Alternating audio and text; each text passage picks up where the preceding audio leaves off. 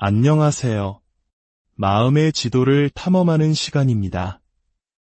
왜 우리는 스스로를 아프게 하는 관계에서 벗어나지 못하고 계속 맴도는 걸까요? 마치 것엔 역류에 휩쓸린 것처럼 말입니다. 헤어나와야 한다는 것을 머리로는 알지만 발버둥 칠수록 더 깊이 빨려 들어가 결국 모든 힘을 잃고 가라앉고 많은 바다의 역류처럼 트라우마 결속이라는 관계도 우리를 그렇게 지치게 만듭니다. 트라우마 결속은 갑자기 찾아오는 것이 아닙니다.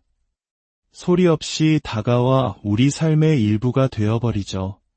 오늘 우리는 이 복잡하고 고통스러운 심리적 현상이 어떻게 형성되는지, 그리고 왜 그토록 벗어나기 힘든지에 대해 깊이 이야기해 보려 합니다. 이 이야기는 크게 두 가지 뿌리에서 시작됩니다. 바로 우리의 어린 시절, 그리고 성인이 된 후의 경험입니다. 먼저 어린 시절에 뿌리내린 트라우마 결속에 대해 이야기해 보겠습니다. 자기애성 성향이 강한 부모나 주 양육자 밑에서 자란 많은 사람들에게 이것은 너무나 익숙한 풍경일 겁니다. 아이에게 부모는 세상의 전부입니다. 애착과 생존, 안전이라는 가장 원초적인 본능이 걸린 문제죠. 아이는 어떻게든 최소 한 명의 양육자에게라도 애착을 형성하고 안전함을 느껴야만 합니다. 하지만 자기애성 부모가 지배하는 가정 환경에서는 아이의 이런 기본적인 욕구가 산산조각 나기 쉽습니다. 아이는 생존을 위해 스스로 탐광부가 됩니다. 차갑고 황량한 광산과도 같은 부모의 마음속에서 아주 작은 금 조각, 즉 아주 희미한 애정의 흔적이라도 찾아내려 했습니다. 그 작은 조각들을 필사적으로 끌어모아 나는 사랑받고 있다. 우리 부모님은 좋은 분이다라는 건강한 환상을 유지하려 합니다. 그것만이 자신이 기댈 수 있는 유일한 동아줄이기 때문입니다. 더 나아가 아이는 이 통제 불가능한 상황에서 통제감을 느끼기 위해 모든 문제의 원인을 자기 자신에게 돌립니다. 부모님이 화를 내는 것은 내가 말을 듣지 않아서야. 집안 분위기가 냉랭한 것은 내가 더 잘하지 못해서야.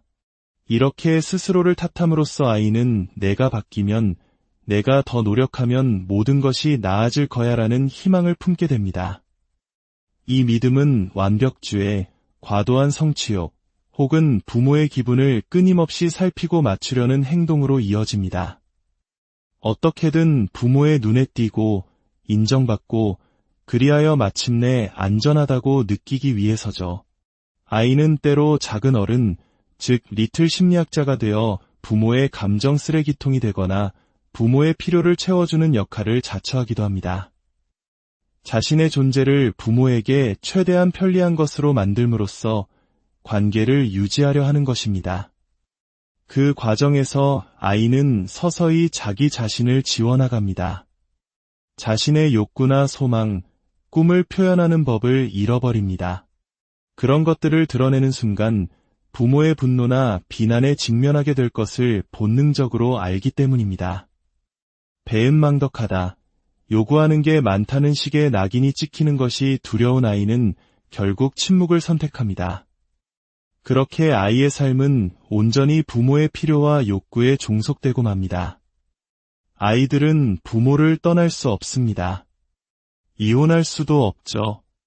주변의 다른 어른들조차 이런 가정의 미묘한 학대를 알아차리지 못하는 경우가 대부분입니다. 이런 환경에서 자란 아이들은 크게 두 가지 길을 걷게 됩니다. 어떤 아이들은 성인이 되어서도 계속해서 부모를 기쁘게 하고 그들의 기분을 맞추고 그들이 원하는 모습이 되기 위해 애쓰는 순종적인 삶을 살아갑니다. 영원히 갇힌 듯한 느낌 속에서 말이죠. 반면 어떤 아이들은 반항의 길을 선택합니다. 부모가 원하는 대로 살 수 없다는 것을 깨닫고 스스로를 파괴하는 방식으로 고통을 표현합니다. 나쁜 관심이라도 없는 것보다는 낫다는 생각에 비행을 저지르거나 약물에 의존하고 위험한 관계에 뛰어들기도 합니다. 하지만 이런 반항 속에서도 마음 한구석에는 여전히 부모의 인정을 갈망하는 어린아이가 남아 있습니다. 부모가 던져주는 아주 작은 희망의 부스러기를 붙잡았다가 또다시 실망하는 고통의 순환이 계속되는 것입니다. 이제 성인이 되어 처음으로 이런 파괴적인 관계를 마주하는 경우를 살펴보겠습니다. 어린 시절의 경험만큼 원초적인 생존의 문제는 아닐지라도 그 불안함과 혼란스러움은 결코 덜하지 않습니다. 관계는 보통 러브바밍이라는 강렬한 사랑의 폭격으로 시작됩니다. 상대방은 당신이 세상의 중심인 것처럼 느끼게 만들죠.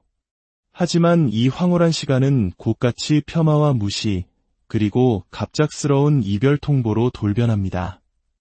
그리고는 다시 아주 좋은 순간과 끔찍하게 나쁜 순간이 예측 불가능하게 반복됩니다.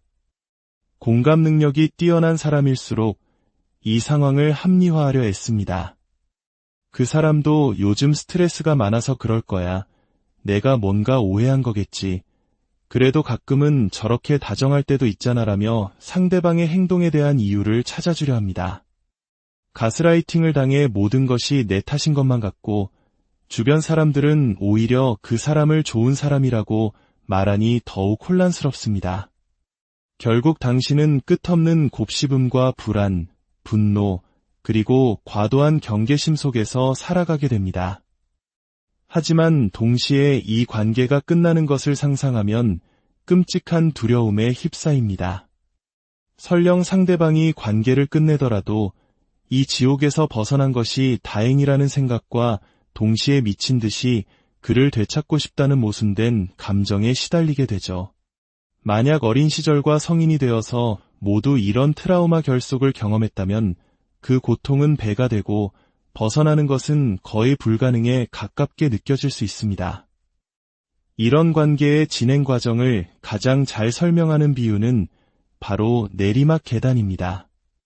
관계는 어느 날 갑자기 무너지지 않습니다. 계단을 한 칸 한 칸 내려가듯 서서히 악화됩니다. 계단의 평평한 부분은 관계가 정상처럼 보이는 시기입니다. 여기서 정상이란 그저 상대방이 소리를 지르거나 바람을 피우거나 욕설을 하지 않는 정도의 상태일 뿐입니다. 하지만 필연적으로 문제가 터집니다. 그러면 당신은 계단 한 칸을 내려가게 됩니다. 관계는 이전보다 더 낮은 수준으로 떨어집니다. 그리고 그곳에서 새로운 평평한 구간, 즉 새로운 정상을 맞이합니다.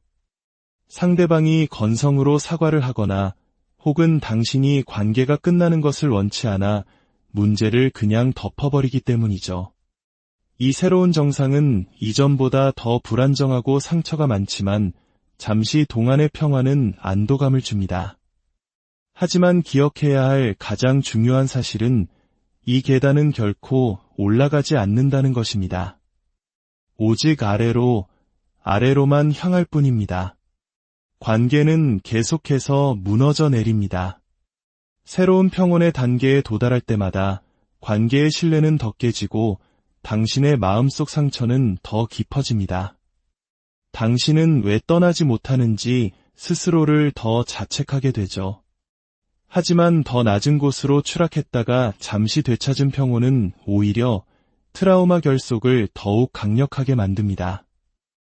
이 현상을 설명하는 또 하나의 강력한 비유가 있습니다. 한 작가가 들려준 이야기입니다. 자기애적인 사람을 처음 만났을 때 그들의 러브바밍은 당신을 100층짜리 빌딩 꼭대기로 순식간에 데려가는 엘리베이터와 같습니다.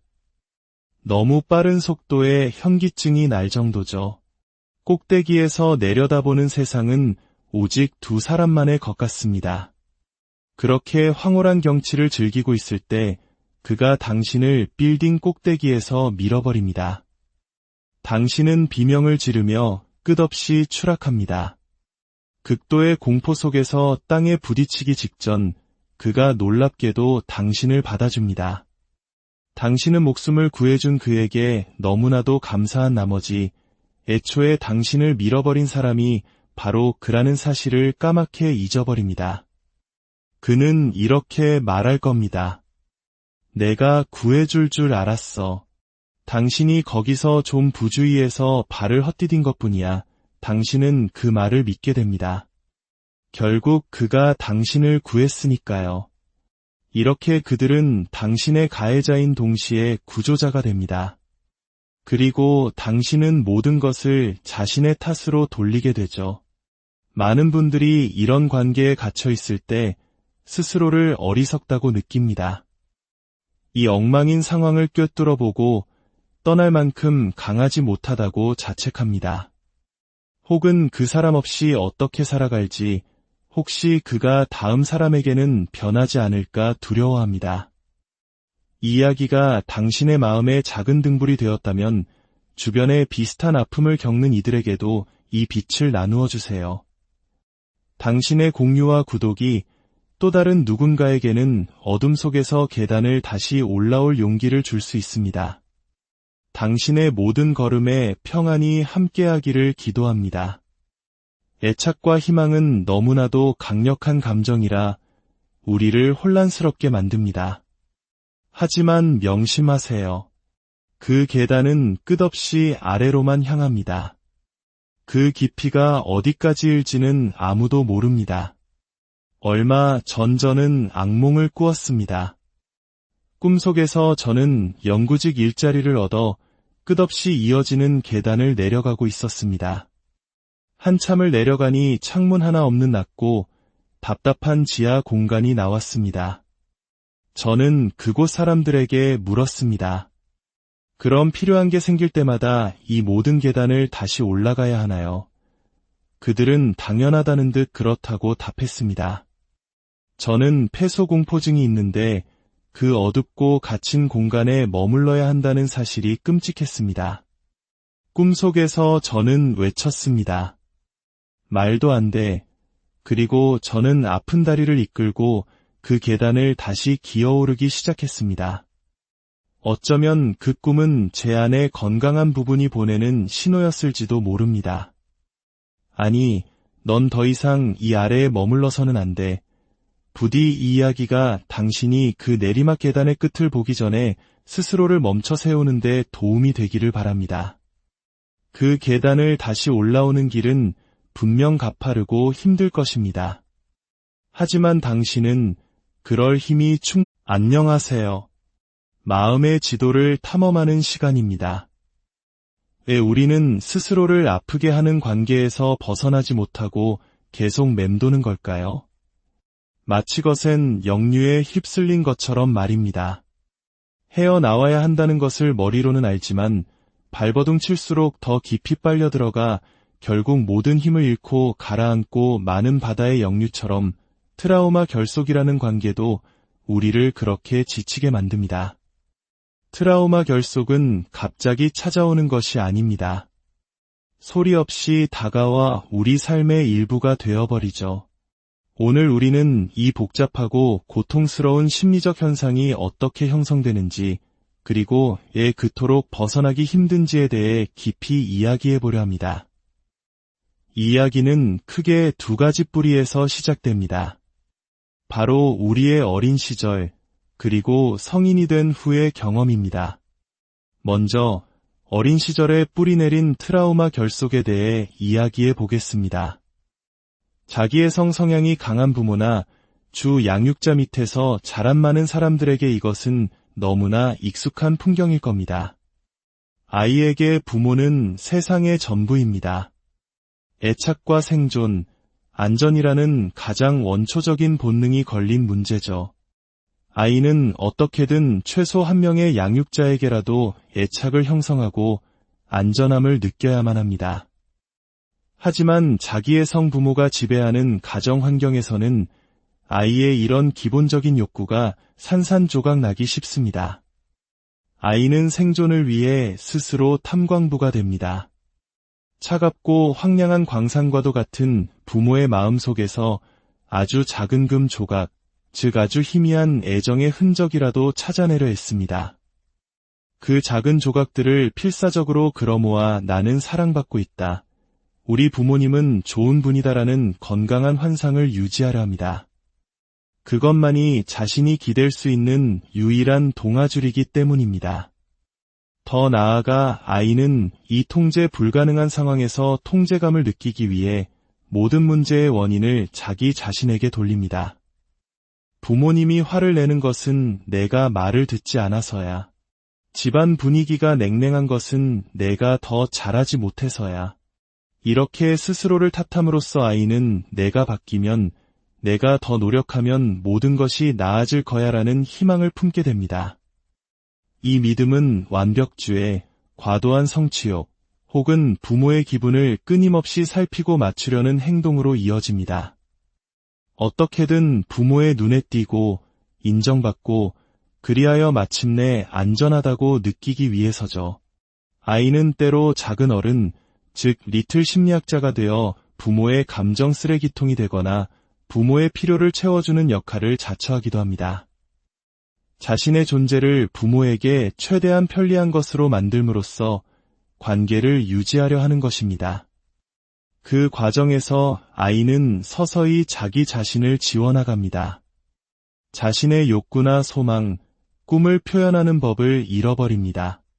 그런 것들을 드러내는 순간 부모의 분노나 비난에 직면하게 될 것을 본능적으로 알기 때문입니다. 배은망덕하다, 요구하는 게 많다는 식의 낙인이 찍히는 것이 두려운 아이는 결국 침묵을 선택합니다. 그렇게 아이의 삶은 온전히 부모의 필요와 욕구에 종속되고 맙니다. 아이들은 부모를 떠날 수 없습니다. 이혼할 수도 없죠. 주변의 다른 어른들조차 이런 가정의 미묘한 학대를 알아차리지 못하는 경우가 대부분입니다. 이런 환경에서 자란 아이들은 크게 두 가지 길을 걷게 됩니다. 어떤 아이들은 성인이 되어서도 계속해서 부모를 기쁘게 하고 그들의 기분을 맞추고 그들이 원하는 모습이 되기 위해 애쓰는 순종적인 삶을 살아갑니다. 영원히 갇힌 듯한 느낌 속에서 말이죠. 반면 어떤 아이들은 반항의 길을 선택합니다. 부모가 원하는 대로 살 수 없다는 것을 깨닫고 스스로를 파괴하는 방식으로 고통을 표현합니다. 나쁜 관심이라도 없는 것보다는 낫다는 생각에 비행을 저지르거나 약물에 의존하고 위험한 관계에 뛰어들기도 합니다. 하지만 이런 반항 속에서도 마음 한구석에는 여전히 부모의 인정을 갈망하는 어린아이가 남아 있습니다. 부모가 던져주는 아주 작은 희망의 부스러기를 붙잡았다가 또다시 실망하는 고통의 순환이 계속되는 것입니다. 이제 성인이 되어 처음으로 이런 파괴적인 관계를 마주하는 경우를 살펴보겠습니다. 어린 시절의 경험만큼 원초적인 생존의 문제는 아닐지라도 그 불안함과 혼란스러움은 결코 덜하지 않습니다. 관계는 보통 러브바밍이라는 강렬한 사랑의 폭격으로 시작됩니다. 상대방은 당신이 세상의 중심인 것처럼 느끼게 만들죠. 하지만 이 황홀한 시간은 곧같이 폄하와 무시, 그리고 갑작스러운 이별 통보로 돌변합니다. 그리고는 다시 아주 좋은 순간과 끔찍하게 나쁜 순간이 예측 불가능하게 반복됩니다. 공감 능력이 뛰어난 사람일수록 이 상황을 합리화하려 애씁니다. 그 사람도 요즘 스트레스가 많아서 그럴 거야. 내가 뭔가 오해한 거겠지. 그래도 가끔은 저렇게 다정할 때도 있잖아라며 상대방의 행동에 대한 이유를 찾아주려 합니다. 가스라이팅을 당해 모든 것이 내 탓인 것만 같고 주변 사람들은 오히려 그 사람을 좋은 사람이라고 말하니 더욱 혼란스럽습니다. 결국 당신은 끝없는 곱씹음과 불안, 분노, 그리고 과도한 경계심 속에서 살아가게 됩니다. 하지만 동시에 이 관계가 끝나는 것을 상상하면 끔찍한 두려움에 휩싸입니다. 설령 상대방이 관계를 끝내더라도 이 지옥에서 벗어난 것이 다행이라는 생각과 동시에 미친 듯이 그를 되찾고 싶다는 모순된 감정에 시달리게 되죠. 만약 어린 시절과 성인이 되어서 모두 이런 트라우마 결속을 경험했다면 그 고통은 배가 되고 벗어나는 것은 거의 불가능에 가깝게 느껴질 수 있습니다. 이런 관계의 진행 과정을 가장 잘 설명하는 비유는 바로 내리막 계단입니다.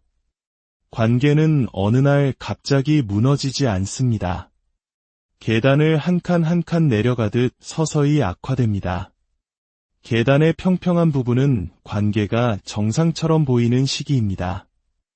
여기서 정상이란 그저 상대방이 소리를 지르거나 바람을 피우거나 욕설을 하지 않는 정도의 상태일 뿐입니다. 하지만 필연적으로 문제가 터집니다.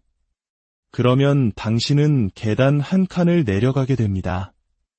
관계는 이전보다 더 낮은 수준으로 떨어집니다. 그리고 그곳에서 새로운 평평한 구간, 즉 새로운 정상을 맞이합니다. 상대방이 건성으로 사과를 하거나 혹은 당신이 관계가 끝나는 것을 원치 않아 문제를 그냥 덮어버리기 때문이죠. 이 새로운 정상은 이전보다 더 불안정하고 상처가 많지만 잠시 동안의 평화는 안도감을 줍니다. 하지만 기억해야 할 가장 중요한 사실은 이 계단은 결코 올라가지 않는다는 것입니다. 오직 아래로만 향할 뿐입니다. 관계는 계속해서 무너져 내립니다.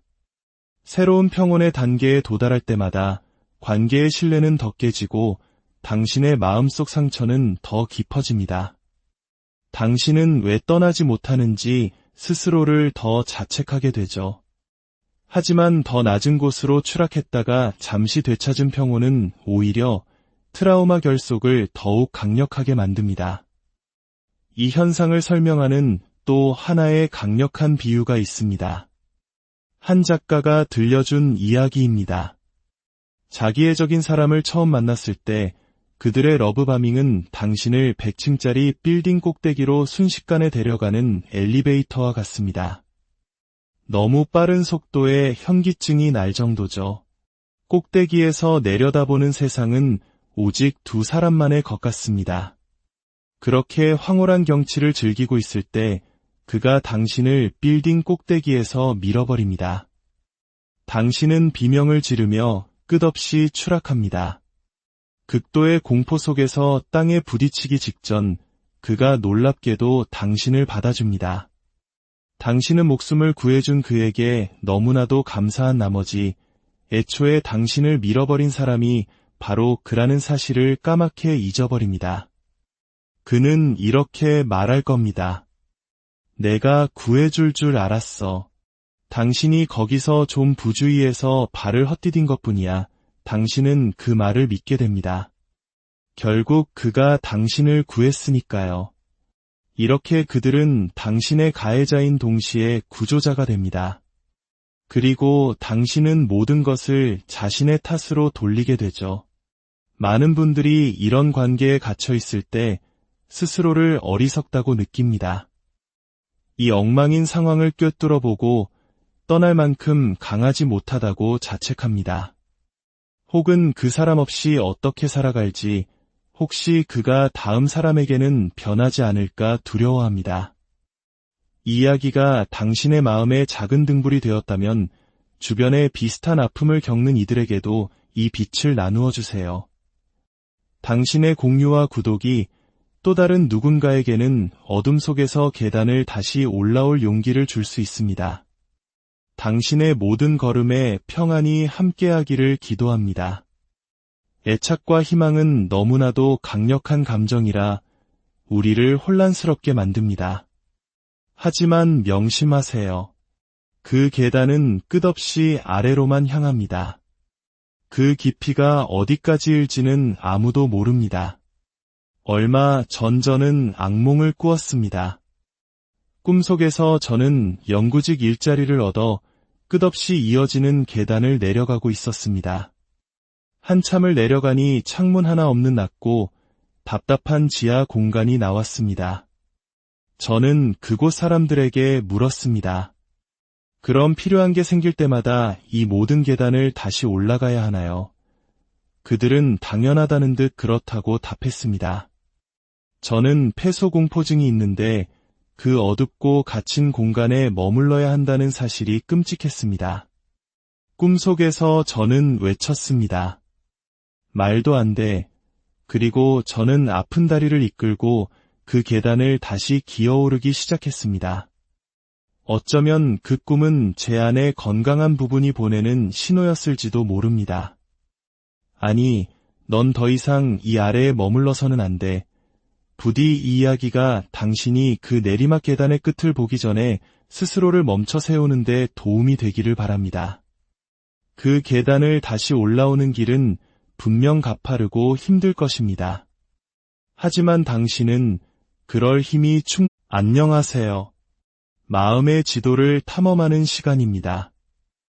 왜 우리는 스스로를 아프게 하는 관계에서 벗어나지 못하고 계속 맴도는 걸까요? 마치 것엔 역류에 휩쓸린 것처럼 말입니다.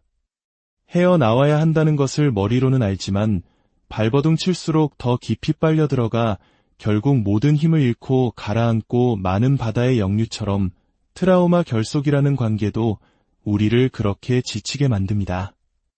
트라우마 결속은 갑자기 찾아오는 것이 아닙니다. 소리 없이 다가와 우리 삶의 일부가 되어버리죠. 오늘 우리는 이 복잡하고 고통스러운 심리적 현상이 어떻게 형성되는지, 그리고 그토록 벗어나기 힘든지에 대해 깊이 이야기해 보려 합니다. 이 이야기는 크게 두 가지 뿌리에서 시작됩니다. 바로 우리의 어린 시절, 그리고 성인이 된 후의 경험입니다. 먼저 어린 시절에 뿌리내린 트라우마 결속에 대해 이야기해 보겠습니다. 자기애성 성향이 강한 부모나 주 양육자 밑에서 자란 많은 사람들에게 이것은 너무나 익숙한 풍경일 겁니다. 아이에게 부모는 세상의 전부입니다. 애착과 생존, 안전이라는 가장 원초적인 본능이 걸린 문제죠. 아이는 어떻게든 최소 한 명의 양육자에게라도 애착을 형성하고 안전함을 느껴야만 합니다. 하지만 자기애성 부모가 지배하는 가정 환경에서는 아이의 이런 기본적인 욕구가 산산조각 나기 쉽습니다. 아이는 생존을 위해 스스로 탐광부가 됩니다. 차갑고 황량한 광산과도 같은 부모의 마음속에서 아주 작은 금 조각, 즉 아주 희미한 애정의 흔적이라도 찾아내려 했습니다. 그 작은 조각들을 필사적으로 끌어모아 나는 사랑받고 있다. 우리 부모님은 좋은 분이다라는 건강한 환상을 유지하려 합니다. 그것만이 자신이 기댈 수 있는 유일한 동아줄이기 때문입니다. 더 나아가 아이는 이 통제 불가능한 상황에서 통제감을 느끼기 위해 모든 문제의 원인을 자기 자신에게 돌립니다. 부모님이 화를 내는 것은 내가 말을 듣지 않아서야. 집안 분위기가 냉랭한 것은 내가 더 잘하지 못해서야. 이렇게 스스로를 탓함으로써 아이는 내가 바뀌면, 내가 더 노력하면 모든 것이 나아질 거야라는 희망을 품게 됩니다.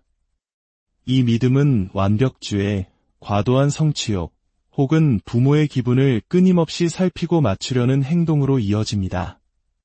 어떻게든 부모의 눈에 띄고 인정받고 그리하여 마침내 안전하다고 느끼기 위해서죠. 아이는 때로 작은 어른, 즉 리틀 심리학자가 되어 부모의 감정 쓰레기통이 되거나 부모의 필요를 채워주는 역할을 자처하기도 합니다. 자신의 존재를 부모에게 최대한 편리한 것으로 만들므로써 관계를 유지하려 하는 것입니다. 그 과정에서 아이는 서서히 자기 자신을 지워나갑니다. 자신의 욕구나 소망, 꿈을 표현하는 법을 잃어버립니다. 그런 것들을 드러내는 순간 부모의 분노나 비난에 직면하게 될 것을 본능적으로 알기 때문입니다. 배은망덕하다, 요구하는 게 많다는 식의 낙인이 찍히는 것이 두려운 아이는 결국 침묵을 선택합니다. 그렇게 아이의 삶은 온전히 부모의 필요와 욕구에 종속되고 맙니다. 아이들은 부모를 떠날 수 없습니다. 이혼할 수도 없죠. 주변의 다른 어른들조차 이런 가정의 미묘한 학대를 알아차리지 못하는 경우가 대부분입니다. 이런 환경에서 자란 아이들은 크게 두 가지 길을 걷게 됩니다. 어떤 아이들은 성인이 되어서도 계속해서 부모를 기쁘게 하고 그들의 기분을 맞추고 그들이 원하는 모습이 되기 위해 애쓰는 순종적인 삶을 살아갑니다. 영원히 갇힌 듯한 느낌 속에서 말이죠. 반면 어떤 아이들은 반항의 길을 선택합니다. 부모가 원하는 대로 살 수 없다는 것을 깨닫고 스스로를 파괴하는 방식으로 고통을 표현합니다. 나쁜 관심이라도 없는 것보다는 낫다는 생각에 비행을 저지르거나 약물에 의존하고 위험한 관계에 뛰어들기도 합니다. 하지만 이런 반항 속에서도 마음 한구석에는 여전히 부모의 인정을 갈망하는 어린아이가 남아 있습니다. 부모가 던져주는 아주 작은 희망의 부스러기를 붙잡았다가 또다시 실망하는 고통의 순환이 계속되는 것입니다. 이제 성인이 되어 처음으로 이런 파괴적인 관계를 마주하는 경우를 살펴보겠습니다. 어린 시절의 경험만큼 원초적인 생존의 문제는 아닐지라도 그 불안함과 혼란스러움은 결코 덜하지 않습니다. 관계는 보통 러브바밍이라는 강렬한 사랑의 폭격으로 시작됩니다. 상대방은 당신이 세상의 중심인 것처럼 느끼게 만들죠. 하지만 이 황홀한 시간은 곧같이 폄하와 무시, 그리고 갑작스러운 이별 통보로 돌변합니다. 그리고는 다시 아주 좋은 순간과 끔찍하게 나쁜 순간이 예측 불가능하게 반복됩니다. 공감 능력이 뛰어난 사람일수록 이 상황을 합리화하려 애씁니다. 그 사람도 요즘 스트레스가 많아서 그럴 거야. 내가 뭔가 오해한 거겠지. 그래도 가끔은 저렇게 다정할 때도 있잖아라며 상대방의 행동에 대한 이유를 찾아주려 합니다. 가스라이팅을 당해 모든 것이 내 탓인 것만 같고 주변 사람들은 오히려 그 사람을 좋은 사람이라고 말하니 더욱 혼란스럽습니다. 결국 당신은 끝없는 곱씹음과 불안, 분노, 그리고 과도한 경계심 속에서 살아가게 됩니다. 하지만 동시에 이 관계가 끝나는 것을 상상하면 끔찍한 두려움에 휩싸입니다. 설령 상대방이 관계를 끝내더라도 이 지옥에서 벗어난 것이 다행이라는 생각과 동시에 미친 듯이 그를 되찾고 싶다는 모순된 감정에 시달리게 되죠. 만약 어린 시절과 성인이 되어서 모두 이런 트라우마 결속을 경험했다면 그 고통은 배가 되고 벗어나는 것은 거의 불가능에 가깝게 느껴질 수 있습니다. 이런 관계의 진행 과정을 가장 잘 설명하는 비유는 바로 내리막 계단입니다. 관계는 어느 날 갑자기 무너지지 않습니다. 계단을 한 칸 한 칸 내려가듯 서서히 악화됩니다. 계단의 평평한 부분은 관계가 정상처럼 보이는 시기입니다. 여기서 정상이란 그저 상대방이 소리를 지르거나 바람을 피우거나 욕설을 하지 않는 정도의 상태일 뿐입니다. 하지만 필연적으로 문제가 터집니다. 그러면 당신은 계단 한 칸을 내려가게 됩니다. 관계는 이전보다 더 낮은 수준으로 떨어집니다. 그리고 그곳에서 새로운 평평한 구간, 즉 새로운 정상을 맞이합니다. 상대방이 건성으로 사과를 하거나 혹은 당신이 관계가 끝나는 것을 원치 않아 문제를 그냥 덮어버리기 때문이죠. 이 새로운 정상은 이전보다 더 불안정하고 상처가 많지만 잠시 동안의 평화는 안도감을 줍니다. 하지만 기억해야 할 가장 중요한 사실은 이 계단은 결코 올라가지 않는다는 것입니다. 오직 아래로만 향할 뿐입니다. 관계는 계속해서 무너져 내립니다. 새로운 평온의 단계에 도달할 때마다 관계의 신뢰는 더 깨지고 당신의 마음속 상처는 더 깊어집니다. 당신은 왜 떠나지 못하는지 스스로를 더 자책하게 되죠. 하지만 더 낮은 곳으로 추락했다가 잠시 되찾은 평온은 오히려 트라우마 결속을 더욱 강력하게 만듭니다. 이 현상을 설명하는 또 하나의 강력한 비유가 있습니다. 한 작가가 들려준 이야기입니다. 자기애적인 사람을 처음 만났을 때 그들의 러브바밍은 당신을 100층짜리 빌딩 꼭대기로 순식간에 데려가는 엘리베이터와 같습니다. 너무 빠른 속도에 현기증이 날 정도죠. 꼭대기에서 내려다보는 세상은 오직 두 사람만의 것 같습니다. 그렇게 황홀한 경치를 즐기고 있을 때 그가 당신을 빌딩 꼭대기에서 밀어버립니다. 당신은 비명을 지르며 끝없이 추락합니다. 극도의 공포 속에서 땅에 부딪히기 직전 그가 놀랍게도 당신을 받아줍니다. 당신은 목숨을 구해준 그에게 너무나도 감사한 나머지 애초에 당신을 밀어버린 사람이 바로 그라는 사실을 까맣게 잊어버립니다. 그는 이렇게 말할 겁니다. 내가 구해줄 줄 알았어. 당신이 거기서 좀 부주의해서 발을 헛디딘 것뿐이야. 당신은 그 말을 믿게 됩니다. 결국 그가 당신을 구했으니까요. 이렇게 그들은 당신의 가해자인 동시에 구조자가 됩니다. 그리고 당신은 모든 것을 자신의 탓으로 돌리게 되죠.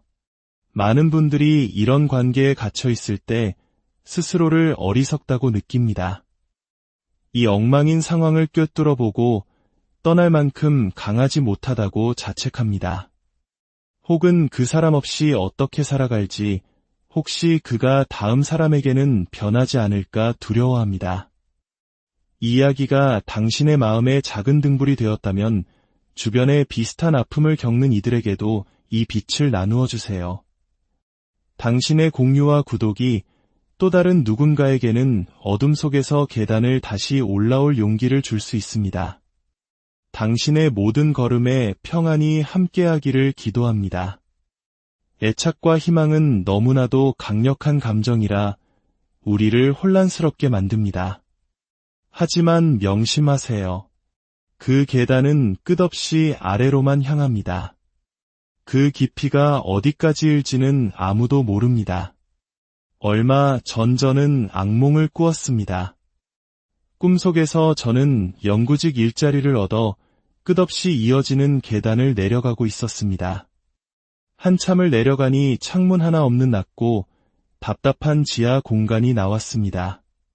저는 그곳 사람들에게 물었습니다. 그럼 필요한 게 생길 때마다 이 모든 계단을 다시 올라가야 하나요? 그들은 당연하다는 듯 그렇다고 답했습니다. 저는 폐소공포증이 있는데 그 어둡고 갇힌 공간에 머물러야 한다는 사실이 끔찍했습니다. 꿈속에서 저는 외쳤습니다. 말도 안 돼. 그리고 저는 아픈 다리를 이끌고 그 계단을 다시 기어오르기 시작했습니다. 어쩌면 그 꿈은 제 안의 건강한 부분이 보내는 신호였을지도 모릅니다. 아니, 넌 더 이상 이 아래에 머물러서는 안 돼. 부디 이 이야기가 당신이 그 내리막 계단의 끝을 보기 전에 스스로를 멈춰 세우는데 도움이 되기를 바랍니다. 그 계단을 다시 올라오는 길은 분명 가파르고 힘들 것입니다. 하지만 당신은 그럴 힘이 안녕하세요. 마음의 지도를 탐험하는 시간입니다. 왜 우리는 스스로를 아프게 하는 관계에서 벗어나지 못하고 계속 맴도는 걸까요? 마치 것엔 역류에 휩쓸린 것처럼 말입니다. 헤어나와야 한다는 것을 머리로는 알지만 발버둥 칠수록 더 깊이 빨려 들어가 결국 모든 힘을 잃고 가라앉고 많은 바다의 역류처럼 트라우마 결속이라는 관계도 우리를 그렇게 지치게 만듭니다. 트라우마 결속은 갑자기 찾아오는 것이 아닙니다. 소리 없이 다가와 우리 삶의 일부가 되어버리죠. 오늘 우리는 이 복잡하고 고통스러운 심리적 현상이 어떻게 형성되는지, 그리고 왜 그토록 벗어나기 힘든지에 대해 깊이 이야기해 보려 합니다. 이 이야기는 크게 두 가지 뿌리에서 시작됩니다. 바로 우리의 어린 시절, 그리고 성인이 된 후의 경험입니다. 먼저 어린 시절에 뿌리내린 트라우마 결속에 대해 이야기해 보겠습니다. 자기애성 성향이 강한 부모나 주 양육자 밑에서 자란 많은 사람들에게 이것은 너무나 익숙한 풍경일 겁니다. 아이에게 부모는 세상의 전부입니다.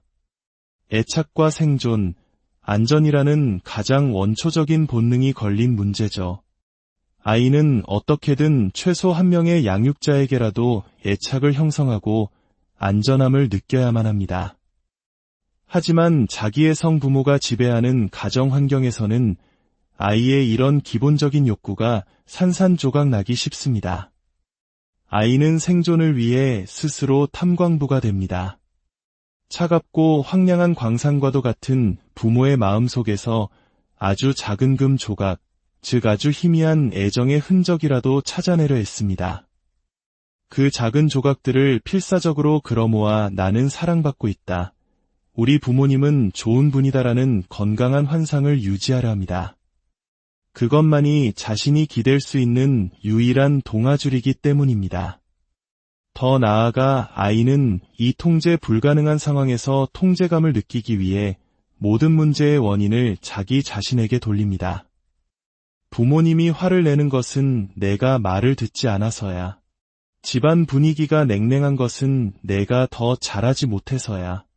이렇게 스스로를 탓함으로써 아이는 내가 바뀌면, 내가 더 노력하면 모든 것이 나아질 거야라는 희망을 품게 됩니다. 이 믿음은 완벽주의, 과도한 성취욕, 혹은 부모의 기분을 끊임없이 살피고 맞추려는 행동으로 이어집니다.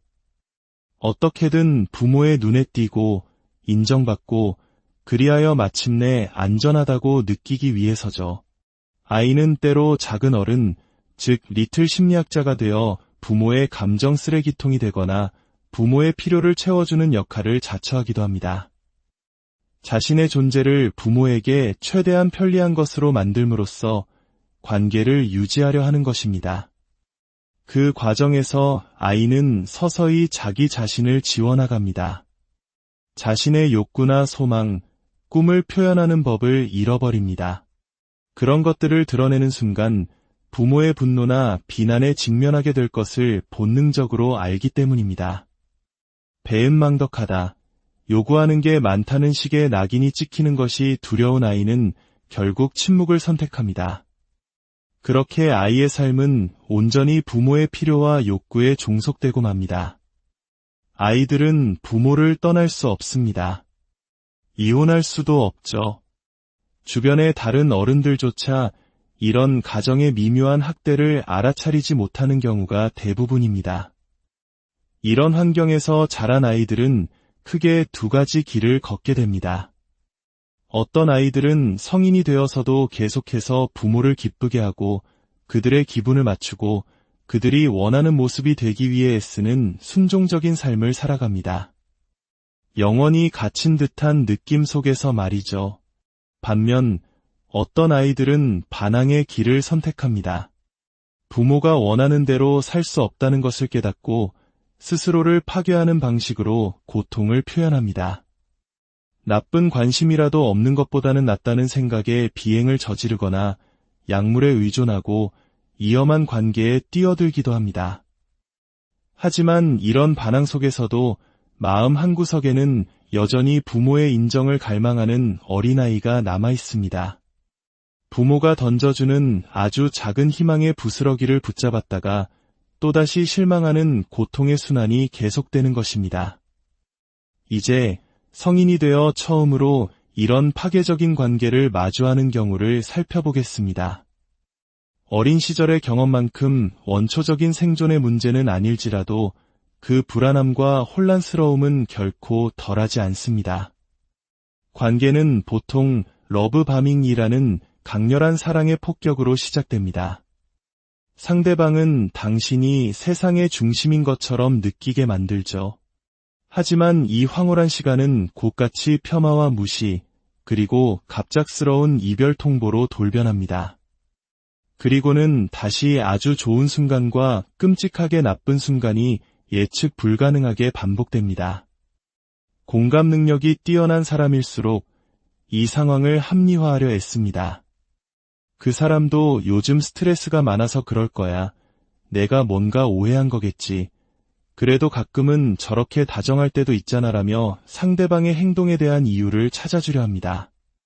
가스라이팅을 당해 모든 것이 내 탓인 것만 같고 주변 사람들은 오히려 그 사람을 좋은 사람이라고 말하니 더욱 혼란스럽습니다. 결국 당신은 끝없는 곱씹음과 불안, 분노, 그리고 과도한 경계심 속에서 살아가게 됩니다. 하지만 동시에 이 관계가 끝나는 것을 상상하면 끔찍한 두려움에 휩싸입니다. 설령 상대방이 관계를 끝내더라도 이 지옥에서 벗어난 것이 다행이라는 생각과 동시에 미친 듯이 그를 되찾고 싶다는 모순된 감정에 시달리게 되죠. 만약 어린 시절과 성인이 되어서 모두 이런 트라우마 결속을 경험했다면 그 고통은 배가 되고 벗어나는 것은 거의 불가능에 가깝게 느껴질 수 있습니다. 이런 관계의 진행 과정을 가장 잘 설명하는 비유는 바로 내리막 계단입니다. 관계는 어느 날 갑자기 무너지지 않습니다. 계단을 한 칸 한 칸 내려가듯 서서히 악화됩니다. 계단의 평평한 부분은 관계가 정상처럼 보이는 시기입니다. 여기서 정상이란 그저 상대방이 소리를 지르거나 바람을 피우거나 욕설을 하지 않는 정도의 상태일 뿐입니다. 하지만 필연적으로 문제가 터집니다. 그러면 당신은 계단 한 칸을 내려가게 됩니다. 관계는 이전보다 더 낮은 수준으로 떨어집니다. 그리고 그곳에서 새로운 평평한 구간, 즉 새로운 정상을 맞이합니다. 상대방이 건성으로 사과를 하거나 혹은 당신이 관계가 끝나는 것을 원치 않아 문제를 그냥 덮어버리기 때문이죠. 이 새로운 정상은 이전보다 더 불안정하고 상처가 많지만 잠시 동안의 평화는 안도감을 줍니다. 하지만 기억해야 할 가장 중요한 사실은 이 계단은 결코 올라가지 않는다는 것입니다. 오직 아래로만 향할 뿐입니다. 관계는 계속해서 무너져 내립니다. 새로운 평온의 단계에 도달할 때마다 관계의 신뢰는 더 깨지고 당신의 마음속 상처는 더 깊어집니다. 당신은 왜 떠나지 못하는지 스스로를 더 자책하게 되죠. 하지만 더 낮은 곳으로 추락했다가 잠시 되찾은 평온은 오히려 트라우마 결속을 더욱 강력하게 만듭니다. 이 현상을 설명하는 또 하나의 강력한 비유가 있습니다. 한 작가가 들려준 이야기입니다. 자기애적인 사람을 처음 만났을 때 그들의 러브바밍은 당신을 100층짜리 빌딩 꼭대기로 순식간에 데려가는 엘리베이터와 같습니다. 너무 빠른 속도에 현기증이 날 정도죠. 꼭대기에서 내려다보는 세상은 오직 두 사람만의 것 같습니다. 그렇게 황홀한 경치를 즐기고 있을 때 그가 당신을 빌딩 꼭대기에서 밀어버립니다. 당신은 비명을 지르며 끝없이 추락합니다. 극도의 공포 속에서 땅에 부딪히기 직전 그가 놀랍게도 당신을 받아줍니다. 당신은 목숨을 구해준 그에게 너무나도 감사한 나머지 애초에 당신을 밀어버린 사람이 바로 그라는 사실을 까맣게 잊어버립니다. 그는 이렇게 말할 겁니다. 내가 구해줄 줄 알았어. 당신이 거기서 좀 부주의해서 발을 헛디딘 것뿐이야. 당신은 그 말을 믿게 됩니다. 결국 그가 당신을 구했으니까요. 이렇게 그들은 당신의 가해자인 동시에 구조자가 됩니다. 그리고 당신은 모든 것을 자신의 탓으로 돌리게 되죠. 많은 분들이 이런 관계에 갇혀 있을 때 스스로를 어리석다고 느낍니다. 이 엉망인 상황을 꿰뚫어 보고 떠날 만큼 강하지 못하다고 자책합니다. 혹은 그 사람 없이 어떻게 살아갈지, 혹시 그가 다음 사람에게는 변하지 않을까 두려워합니다. 이 이야기가 당신의 마음에 작은 등불이 되었다면 주변에 비슷한 아픔을 겪는 이들에게도 이 빛을 나누어 주세요. 당신의 공유와 구독이 또 다른 누군가에게는 어둠 속에서 계단을 다시 올라올 용기를 줄 수 있습니다. 당신의 모든 걸음에 평안이 함께하기를 기도합니다.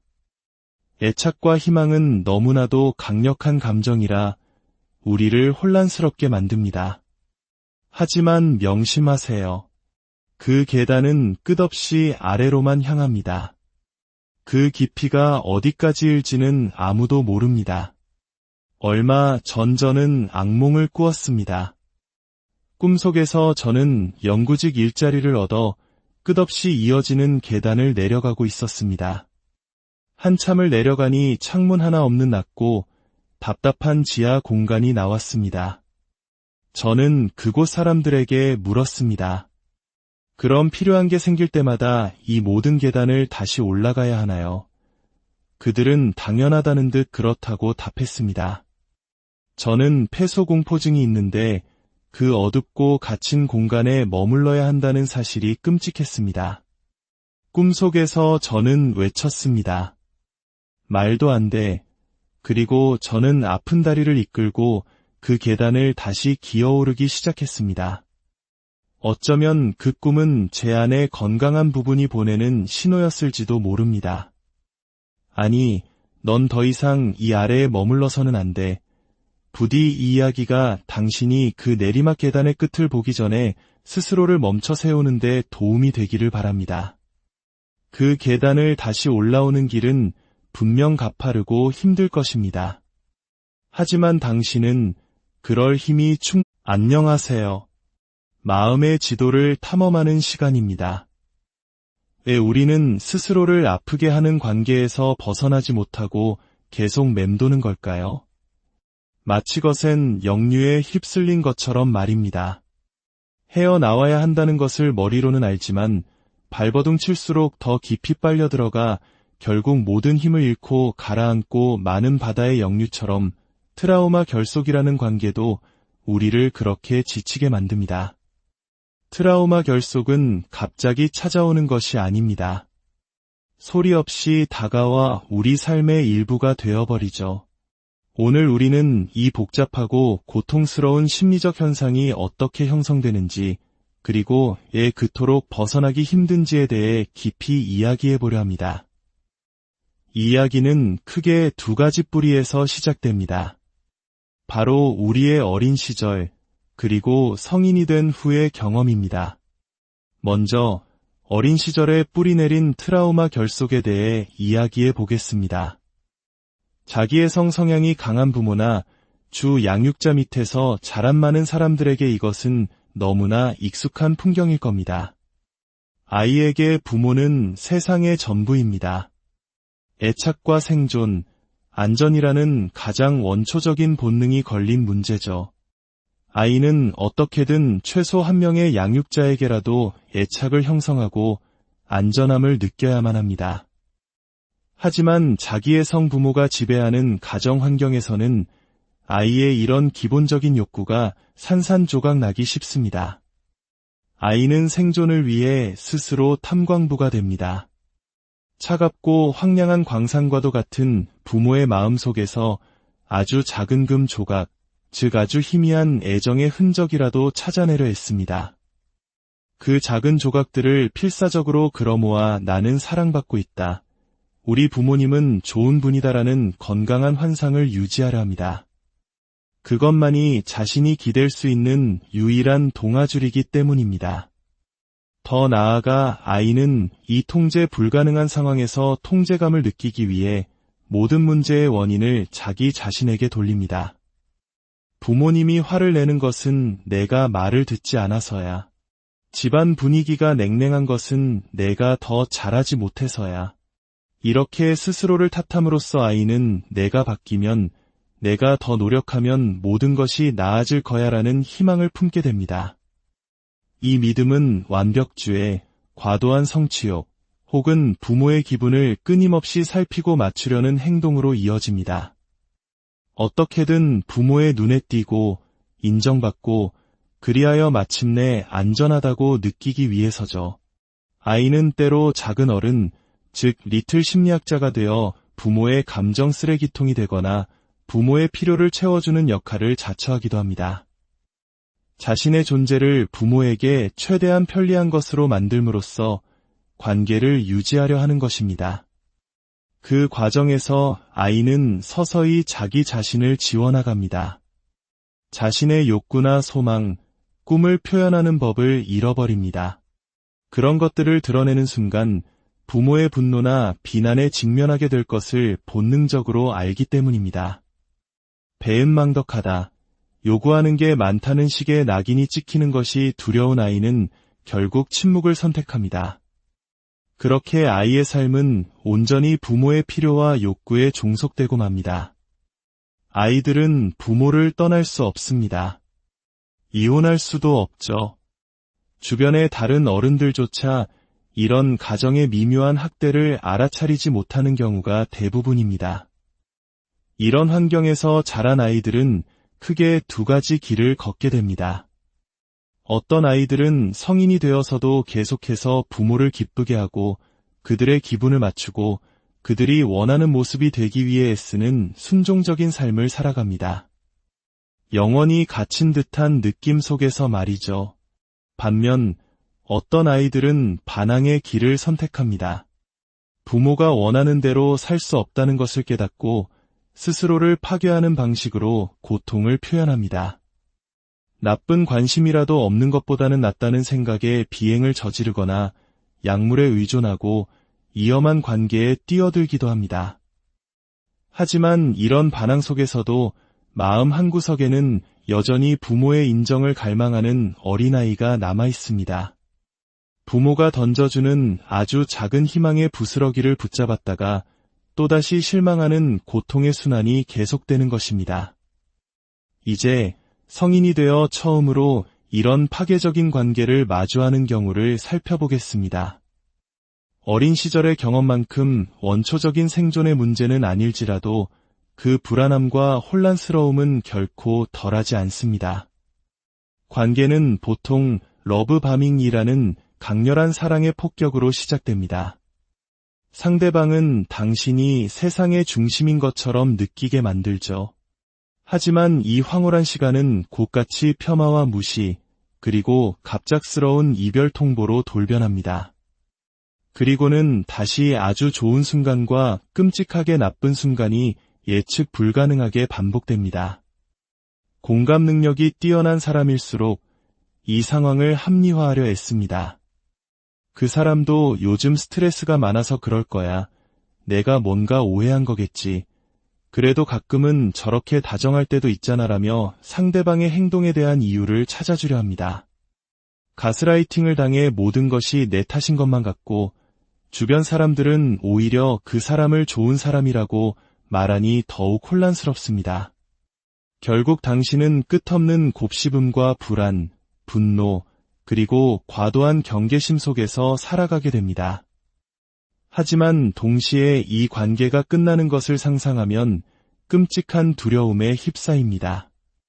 설령 상대방이 관계를 끝내더라도 이 지옥에서 벗어난 것이 다행이라는 생각과 동시에 미친 듯이 그를 되찾고 싶다는 모순된 감정에 시달리게 되죠.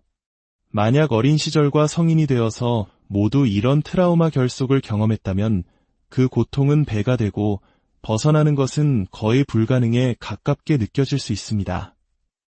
이런 관계의 진행 과정을 가장 잘 설명하는 비유는 바로 내리막 계단입니다. 관계는 어느 날 갑자기 무너지지 않습니다. 계단을 한 칸 한 칸 내려가듯 서서히 악화됩니다. 계단의 평평한 부분은 관계가 정상처럼 보이는 시기입니다. 여기서 정상이란 그저 상대방이 소리를 지르거나 바람을 피우거나 욕설을 하지 않는 정도의 상태일 뿐입니다. 하지만 필연적으로 문제가 터집니다. 그러면 당신은 계단 한 칸을 내려가게 됩니다. 관계는 이전보다 더 낮은 수준으로 떨어집니다. 그리고 그곳에서 새로운 평평한 구간, 즉 새로운 정상을 맞이합니다.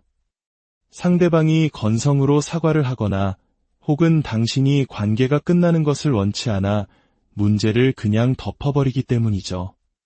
이 새로운 정상은 이전보다 더 불안정하고 상처가 많지만 잠시 동안의 평화는 안도감을 줍니다. 하지만 기억해야 할 가장 중요한 사실은 이 계단은 결코 올라가지 않는다는 것입니다. 오직 아래로만 향할 뿐입니다. 관계는 계속해서 무너져 내립니다.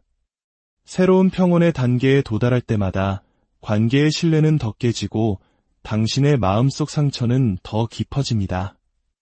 당신은 왜 떠나지 못하는지 스스로를 더 자책하게 되죠. 하지만 더 낮은 곳으로 추락했다가 잠시 되찾은 평온은 오히려 트라우마 결속을 더욱 강력하게 만듭니다. 이 현상을 설명하는 또 하나의 강력한 비유가 있습니다. 한 작가가 들려준 이야기입니다. 자기애적인 사람